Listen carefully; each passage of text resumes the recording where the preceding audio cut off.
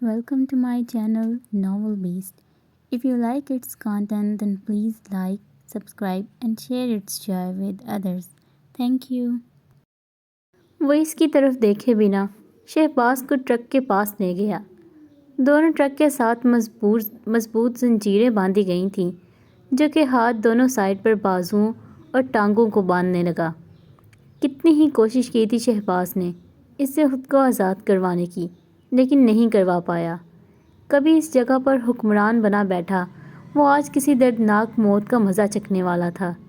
وہ اس سے منتیں کرنے لگا کہ اس پر رحم کیا جائے اور ایسی موت نہ دی جائے، لیکن وہ بنا کسی بات کا جواب دیے اسے ان زنجیروں سے ایسے جکڑتا رہا کہ اس کی بائیں بازو اور ٹانگ بائیں طرف کھڑے ٹرک سے بندھی تھی اور دائیں ٹانگ اور بازو دائیں طرف کھڑے ٹرک سے۔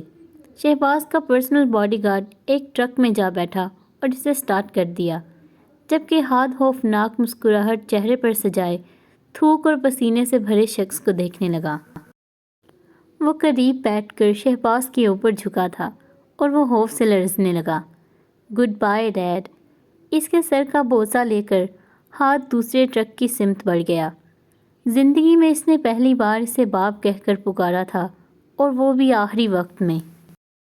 خوفناک، دہشت زدہ، وحشت انگیز، کراہت سے بھری آوازیں ابھرتی رہی تھیں اس کے منہ سے جب دونوں ٹرک مخالف سمت چلنے لگے تو شہباز کا جسم ہوا میں بلند ہو گیا۔ اس کا جسم دو مختلف سمت میں کھنچا جا رہا تھا۔ کیا ہی خوفناک منظر تھا وہ سب کے لیے، اور کیا ہی خوفناک چیخیں۔ جیسے جیسے ٹرک اسے مختلف سمت میں کھینچتے، وہ سر ادھر ادھر مارتے ہوئے چلاتا۔ درد سے چلانے سے اس کا ووکل سسٹم خراب ہو گیا، لیکن پھر بھی وہ چیختا رہا۔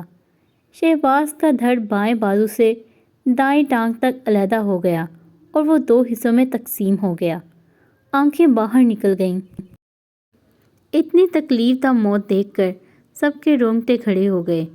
کبھی خود کو اس جگہ کا بادشاہ سمجھنے والا آج کس اذیت سے مرا تھا۔ خون ہر چیز کو سرخ رنگ رہا تھا۔ وہ بہت اطمینان سے اترا اور سگریٹ سلگاتا اس کی طرف بڑھنے لگا۔ شہباز کی خون میں وہ لت پت تھا، لیکن اس سے بے پرواہ وہ کھلے آسمان کو تکنے لگا۔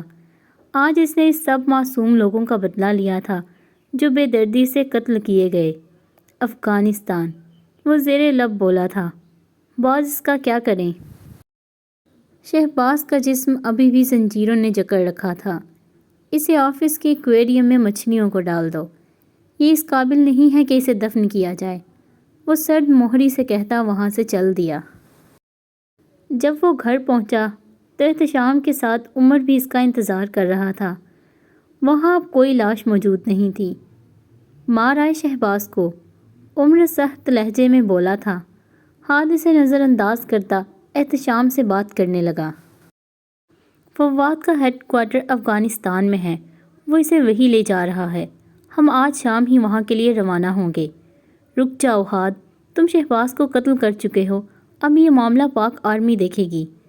ہاتھ کا دل کیا وہ عمر کا بھی خون کر دے، لیکن پھر ضبط کر گیا۔ مجھے تمہاری مدد کی ضرورت نہیں، میں اپنی بیوی کو خود بچا سکتا ہوں۔ تم اسے بچا لو گے، لیکن یہ معاملہ سنگین نوعیت اختیار کر لے گا۔ تم ایسے کسی ملک میں جا کر قہر نہیں برسا سکتے، اس لیے یہ معاملہ آرمی کو دیکھنے دو اور فواد کا پتہ مجھے دو۔ میرے راستے میں مت آؤ میجر۔ وہ اس کے عین سامنے آ کر بولا تھا تو احتشام نے ہاتھ کی بازو کو تھام لیا۔ ہاتھ، تم سمجھ نہیں رہے، تم احتشام کے ساتھ کتنے آدمی وہاں لے جا سکتے ہو؟ 4، 5 یا زیادہ سے زیادہ 10، جبکہ تمہارا مقابلہ سینکڑوں سے ہوگا۔ فواد پاکستان کے علاوہ افغانستان کو بھی مطلوب ہے، جبکہ میں ایک پوری ٹیم کا بندوبست کر سکتا ہوں، اس لیے یہ معاملہ مجھے دیکھنے دو۔ ہاد، عمر صاحب ٹھیک کہہ رہے ہیں۔ ہم کسی غیر ملک میں جا کر حملہ نہیں کر سکتے، ہتھیار سمگل کرنے میں بھی وقت لگ جائے گا، لیکن پاک آرمی ہمیں وہاں آپریشن کا پرمٹ دلوا سکتی ہے۔ ہاد جانتا تھا کہ وہ دونوں صحیح کہہ رہے ہیں، لیکن ابھی وہ صرف حرین کے بارے میں سوچ رہا تھا۔ احتشام صحیح تھا، انہیں وہاں حملے کے لیے ہتھیار چاہیے تھے جو سمگل کرنے میں کم از کم 30 گھنٹے لگ جاتے۔ وہ پلٹا اور غصے سے اپنے بالوں میں ہاتھ پھیرنے لگا۔ تمہیں کتنا وقت لگے گا؟ وہ عمر سے پوچھنے لگا۔ کم از کم 24 گھنٹے۔ نہیں، یہ بہت زیادہ ہے۔ اس دوران حورین کے ساتھ کچھ بھی ہو سکتا ہے۔ وہ اتنی دیر انتظار نہیں کر سکتا تھا۔ ہمیں تمہیں اور احتشام کو فوج کا جوان کے روپ میں بھیجنا ہوگا۔ اگر تم اس سے جلدی چاہتے ہو تو میں یہ نہیں کر سکوں گا، کیونکہ اس کے لیے مجھے اپنے سینئرز کو راضی کرنا ہوگا۔ 24 گھنٹے عمر، میں نے تمہیں 24 گھنٹے دیے۔ وہ سر ہلاتا وہاں سے چل دیا۔ احتشام، مجھے اس جگہ کی ساری معلومات چاہیے۔ ٹھیک ہے۔ حورین کو اپنا سر وزنی محسوس ہو رہا تھا۔ وہ ارد گرد چھائی خاموشی محسوس کر رہی تھی، لیکن بولنا نہیں چاہتی تھی۔ ذہن پر زور دینے سے یاد آیا کہ وہ کیسے اس شخص کو دیکھ کر خوف سے بے ہوش ہو گئی تھی، اور اس کے پاس اسے کسی چیز کی ہوش نہیں تھی۔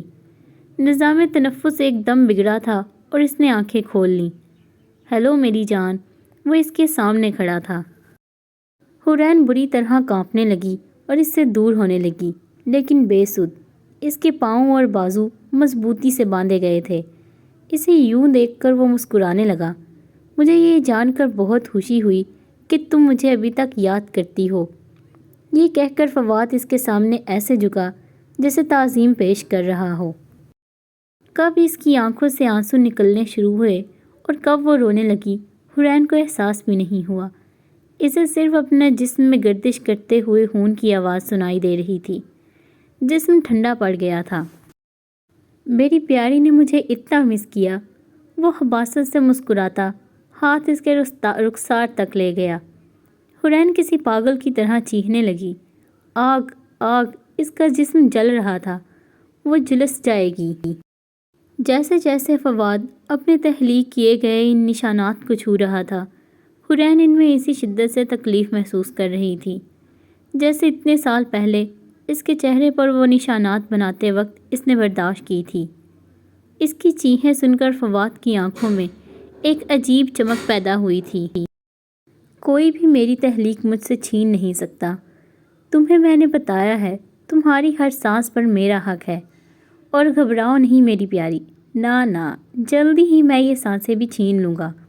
وہ اس کی ہونٹ پر بنے نشان پر انگلی پھیرتا کہنے لگا اور پھر اس کی گردن کو دبوچ لیا۔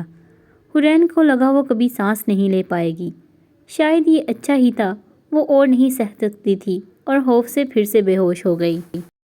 دوبارہ جب اسے ہوش آئی تو وہ اکیلی تھی۔ حورین جانتی تھی وہ شخص جلدی ہی اس کے لیے آئے گا۔ اب کی بار وہ فرش پر تھی اور اس کے ہاتھ کمر پر باندھے گئے تھے، جبکہ پاؤں آزاد تھے۔ وہ پیروں کے سہارے خود کو دھکیلتی دیوار سے ٹیک لگانے میں کامیاب رہی۔ کپکپاتے ہوئے اب اس کے دانت بھی بچنے لگے تھے۔ وہ مر جائے گی، وہ مر جائے گی۔ اس کے ذہن میں صرف یہی بات گردش کر رہی تھی۔ کاش اتنی ہمت کی ہوتی کہ ہاتھ کو لفظوں میں بتا پاتی کہ وہ اسے کتنی شدت سے چاہتی ہے۔ ہاتھ! وہ اس کے نام کی مالا جپنے لگی تھی۔ نہیں، وہ اسے کچھ نہیں ہونے دے گا۔ وہ اسے لے جائے گا، جیسے وہ اسے اس طوفان سے بچا کر لے گیا تھا۔ وہ اسے یہاں سے بھی بچانے آئے گا۔ اس کے بارے میں سوچتی وہ اپنے کندھے سے چہرہ رگڑنے لگی۔ اسے بس انتظار کرنا تھا اور اس پر یقین رکھنا تھا۔ یہ سوچ کر وہ اس عالم و وحشت سے باہر نکلنے لگی تھی اور تب سے پہلی بار اپنے اطراف کا جائزہ لینے لگی۔ وہ کسی چھوٹے سے سیل میں تھی۔ لوہے کے دروازے میں ایک چھوٹی سی شیشے کی کھڑکی تھی جسے باہر سے اس پر نظر رکھی جا سکتی تھی۔ وہ خود میں مزید سمٹ کر بیٹھ گئی۔ اسے بس دعا کرنی تھی کہ ہاتھ وقت رہتے اس تک پہنچ جائے۔ محض کچھ گھنٹوں میں احتشام نے اس جگہ کی ساری معلومات ہاتھ کے حوالے کر دی تھی۔ ان دونوں کے علاوہ عمر اور زرر بھی وہاں موجود تھے۔ انہیں آپریشن کی اجازت مل گئی تھی اور اب وہ افغان حکومت سے سمجھوتا کر رہے تھے۔ اسی دوران وہ حملے کی ترکیب بنا رہے تھے۔ یہ جگہ ایک پرانے پہاڑ پر ہے۔ بظاہر تو آنے جانے کا ایک ہی راستہ ہے، لیکن یہاں عین اس جگہ پر ایک پرانا سیوریج سسٹم ہے۔ ہم سیوریج اندر داخل ہونے کے لیے استعمال کر سکتے ہیں۔ زرر نے فوراً تجویز پیش کی۔ کیا ہم اسے وہاں داخل ہونے کے لیے استعمال کر سکتے ہیں؟ عمر نے تصدیق کرنی چاہی۔ کوشش کی جا سکتی ہے۔ اگر راستہ ابھی تک بند نہ ہو تو ان پر اچانک حملے کا یہ بہترین طریقہ ہے۔ احتشام نے بھی تائید کی تھی، جبکہ اس سب کے دوران ہاتھ بس خاموشی سے سنتا رہا۔ احتشام نے کال کر کے پتہ کیا تھا تو اسے معلوم ہوا کہ سوزی سلامت ہے اور سیف ہاؤس ہے۔ چاہنے کے باوجود بھی وہ اسے ملاقات کے لیے نہ جا سکا، لیکن اب اسے جیسے ہی موقع ملا تو وہ سیف ہاؤس آ گیا۔ کون جانے کہ وہ وہاں سے زندہ لوٹ پائے گا بھی یا نہیں، اس لیے وہ اس سے ملنا چاہتا تھا۔ سیف ہاؤس میں داخل ہوا تو وہ حال میں ہی مل گئی۔ وہاں رہائش پذیر باقی لڑکیاں اس کے گرد بیٹھی اسے حوصلہ دے رہی تھیں اور وہ بری طرح سے رو رہی تھی۔ سوزی کو اس حالت میں دیکھ کر اس کے دل کو کچھ ہوا تھا۔ وہ آگے بڑھا تو ان سب نے اسے راستہ دے دیا۔ احتشام سوزی کے ساتھ جا بیٹھا۔ اسے دیکھ کر وہ مزید رونے لگی تو وہ بھی اسے خاموش کروانے لگا۔ بس کر دو سوزی، کتنا روگی۔ وہ بے حد نرمی سے اس سے مخاطب تھا۔ میں بہت ڈر گئی تھی، بہت زیادہ۔ مجھے لگا جیسے میرے ساتھ پھر وہی سب ہوگا۔ وہ مشکل سے کہتی ہچکیاں بھرنے لگی۔ ایسا کچھ نہیں ہوگا۔ احتشام کا اسے تھامنے کے لیے بڑھتا ہاتھ رک گیا۔ اس نے سوزی کے سر پر ہاتھ رکھ دیا اور پھر حوصلہ دینے لگا۔ اگر امارہ نہیں ہوتی تو میں وہیں رہ جاتی احتشام۔ وہ پہلی بار اسے احتشام صاحب کی جگہ احتشام کہہ کر پکار رہی تھی۔ اگر کوئی اور وقت ہوتا تو یقیناً اس بات سے وہ بے حد خوش ہوتا۔ امارہ کہاں ہے؟ سوزی کو جیسے ایک دم یاد آیا تھا تو پوچھنے لگی۔ میں ان کا انتظار کرتی رہی لیکن وہ نہیں آئیں۔ وہ حورین صاحبہ کو لینے گئی تھیں۔ حورین صاحبہ وہ ٹھیک ہے نا؟ اس کے سوالات پر وہ لب بیچ گیا۔ آخر کیا بتاتا اسے؟ لیکن وہ بار بار پوچھنے لگی۔ احتشام نے نفی میں سر ہلا دیا۔ وہ لوگ حورین کو لے گئے ہیں۔ اس کی بات پر سوزی نے دونوں ہاتھ منہ پر رکھ لیے اور بے یقینی سے اسے دیکھنے لگی۔ آنسوؤں کا ایک نیا سلسلہ اس کی آنکھوں سے جاری ہوا۔ اب کیا ہوگا؟ کچھ نہیں، ہم آج رات تک اسے لینے جا رہے ہیں۔ حورین کا سن کر وہ امارہ کے بارے میں بھول ہی گئی تھی، اور شاید یہ اچھا ہی تھا کیونکہ وہ نہیں جانتا تھا کہ امارہ کی موت کی خبر کیسے دے گیا۔ میں اسی لیے ایک آخری بار تم سے ملنا چاہتا تھا، وہ اس کے سر سے ہاتھ ہٹاتا کہنے لگا۔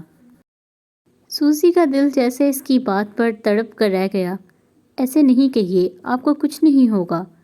احتشام سے دیکھتا بے دل سا مسکرا دیا اور پھر کھڑا ہو گیا۔ ابھی وہ کچھ قدم دور ہی گیا ہوگا جب سوزی کے پکارنے پر پلٹا۔ آپ واپس ضرور آئیں گے، میں آپ کا انتظار کروں گی۔ اس کے انداز سے احتشام کے چہرے پر مسکراہٹ ابھری تھی۔ وہ اس بات میں سر ہلاتا چل دیا۔ ہر لمحہ، ہر پل اس کے لیے تکلیف دہ تھا۔ کب محسوس کی تھی اس نے یہ تکلیف؟